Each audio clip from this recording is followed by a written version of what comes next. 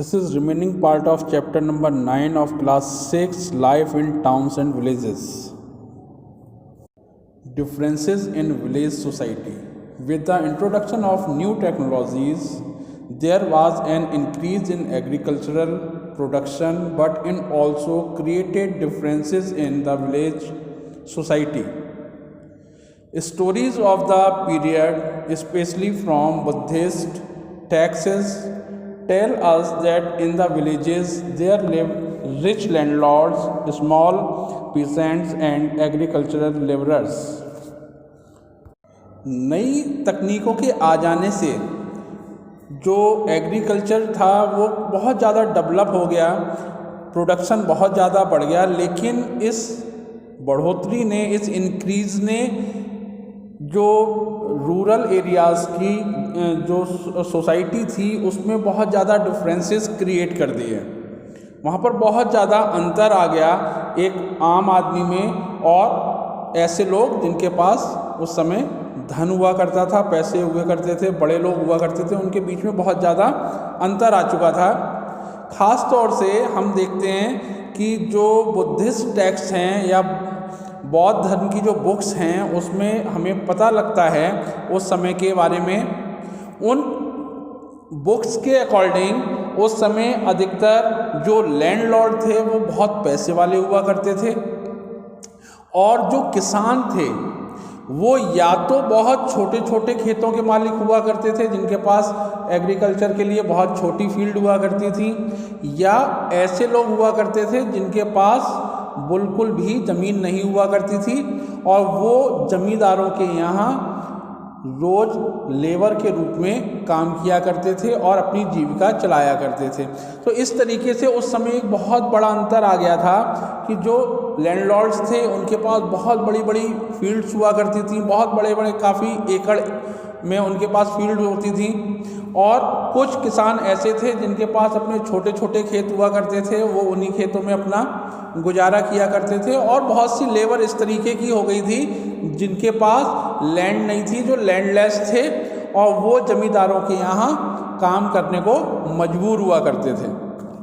Now we will discuss about rise of town and cities. The new cities that arose in India around 6th century BC were supported by kings and traders. Many of these were capital of Mahajanpadas such as Patliputra, Ujjain and Sravasti. चलिए बात करते हैं town और cities के बारे में। जो नए शहरों को डेवलप करने का जो एक टाइम पीरियड हम लोगों की जानकारी में आता है वो आता है 6th सेंचुरी BC से 6वीं शताब्दी में बहुत से नए शहरों का निर्माण किया गया। अधिकतर इन शहरों का निर्माण जो रूलर्स थे उस समय के उन्होंने किया और उनको अपनी किंगडम बनाया, राजधानी बनाया। अधिकतर जो शहर होते थे उसमें राजा निवास करता था या व्यापारी लोग वहाँ पर निवास करते थे, या राजमहल में जो लोग काम करते थे या राजा से संबंधित जो भी लोग हुआ करते थे या व्यापार से संबंधित जो लोग हुआ करते थे उस समय शहरों में केवल वही लोग निवास किया करते थे। बाकी जो साधारण लोग हुआ करते थे वो ग्रामीण क्षेत्रों में और विलेजेस में रहा करते थे। Capital city of the Pandyas rulers of Tamil Nadu was Madurai, and it was not only politically important but also commercially significant because of being famous for its cotton textile. अब capital के बारे में बात करें तो पांड्या जो dynasty थी उसके जो रूलर्स थे जिन्होंने तमिलनाडु में शासन किया है उन्होंने अपनी राजधानी बनाया मदुरई को, और मदुरई उस समय पॉलिटिकली तो बहुत ज़्यादा इम्पोर्टेंस रखती थी, साथ ही साथ उस समय वो कॉमर्शियल प्लेस के रूप में भी डेवलप हो रही थी। वहाँ पर जो कॉटन टेक्सटाइल का काम था वो बहुत बड़े पैमाने पर किया जाता था। मदुरई में इसलिए वो कॉमर्शियल प्लेस के रूप में भी सिटी डेवलप हो रही थी। Some cities were important because they were thriving port towns.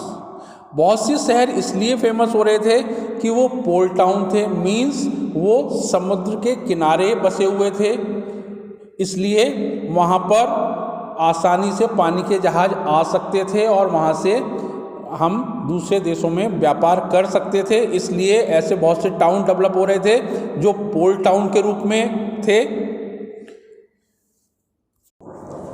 There were towns which become important because they were located on the important trade routes like Mathura in Uttar Pradesh, Amravati and Nagarjunakonda in Andhra region।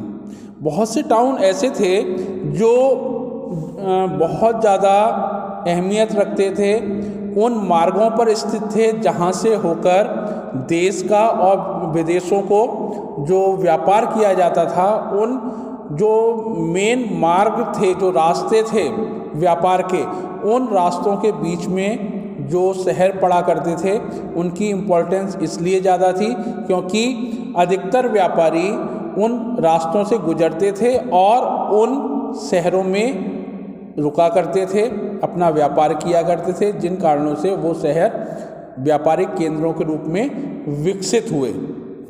इनमें मथुरा का नाम काफ़ी famous है और भी कई अलग अलग शहरों में जो कि व्यापारिक मार्ग पर स्थित थे बहुत ज़्यादा डेवलपमेंट हुआ। Now we will discuss about urban population from the literary sources. The inscriptions we come to know that the kings and the ruling class live in cities। अधिकतर लिखित प्रमाणों से ये बात ज्ञात होती है कि जो अर्बन एरियाज थे, जो सिटीज़ थी, उसमें राजा या राजा के सलाहकार मंत्री लोग निवास किया करते थे और उनका जो रहन सहन का ढंग था वो वहाँ पर डेवलप हुआ। The fine bowls and dishes found in cities might have been used by these rich people who lived in these cities। बहुत से पुराने शहरों में इस तरीके का सामान मिला है, बहुत सुंदर सुंदर बाउल मिले हैं, डिशेस मिली हैं, प्लेटें मिली हैं और बहुत से बर्तन मिले हैं जो कि उस समय जो अमीर लोग थे, राजा से संबंधित लोग थे, जो राजा थे या मंत्री हुआ करते थे, वो लोग जो बर्तनों का यूज़ किया करते थे वो बर्तन खुदाई में मिले हैं, जिससे ये ज्ञात होता है कि उस समय जो अमीर लोग थे, राजवंश के जो लोग थे, वो लोग बहुत वैभवशाली जीवन व्यतीत किया करते थे। Many ornaments found from excavations were made of gold, silver, copper, bronze, ivory, glasses, shell and terracotta। बहुत से ज्वेलरी मिली है जो कि सोना, चांदी और कॉपर आज से बनी हुई थी और बहुत सुंदर सुंदर उसमें नक्काशी की हुई थी। They also indicate that A rich prosperous class of people lived here, जो कि इस बात को प्रमाणित करती है कि उस समय शहरों में अमीर लोग रहा करते थे या राजवंश के लोग रहा करते थे या उनके मंत्री या उनके सेवक वहाँ पर रहा करते थे। गिल्ड्स।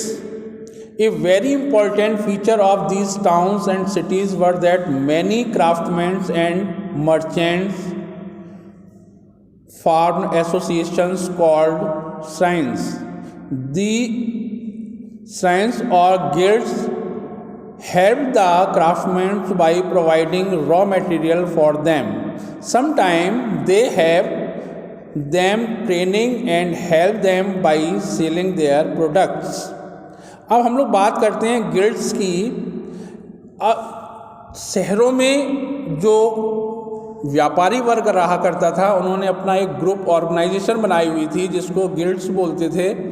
ये गिल्ड्स क्या करते थे कि सामान को खरीदना और बेचना इनका मेन काम हुआ करता था।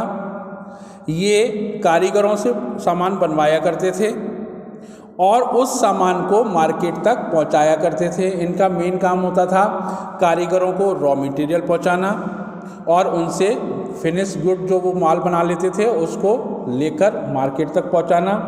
दूसरा होता था कि जो कारीगर को प्रशिक्षण की ज़रूरत होती थी, उनको सिखाने की ज़रूरत होती थी, तो ये जो गिल्ड्स कम्युनिटी थी ये उनको प्रशिक्षण भी दिया करते थे ताकि वो अच्छे से अच्छा सामान बना सकें। उनकी हेल्प किया करते थे माल को बनाने में और उनके आगे बढ़ने में, यहाँ तक कि सामान को बिकवाने में भी इनका महत्वपूर्ण योगदान हुआ करता था।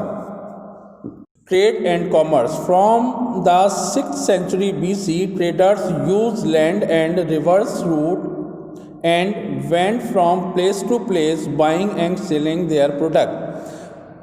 6वीं शताब्दी के ज्ञात सोर्सों से पता लगता है कि उस समय जो ट्रेडर्स थे वो ज़मीनी रास्तों का और पानी के रास्तों का या नदियों के रास्तों का यूज़ किया करते थे और एक स्थान से दूसरे स्थान जाकर सामान को खरीदा और बेचा करते थे। Coins. Trade prospered in this period due to the introduction of coins.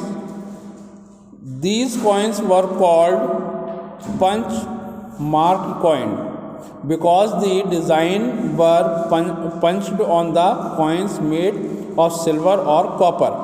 उस समय जो व्यापार में वृद्धि हुई उसका मुख्य कारण था कि सिक्कों का चलन, उस समय सिक्के चलन में आ चुके थे। ये जो सिक्के थे इनको पंच्ड मार्क कॉइन बोला जाता था क्योंकि इन सिक्कों के ऊपर जो आकृतियाँ हुआ करती थी वो उनको उकेरा जाता था, जिस कारण से उनको हम पंच्ड ऑन द कॉइन्स का बोला करते थे, जो कि सिल्वर या कॉपर के बने हुए हुआ करते थे।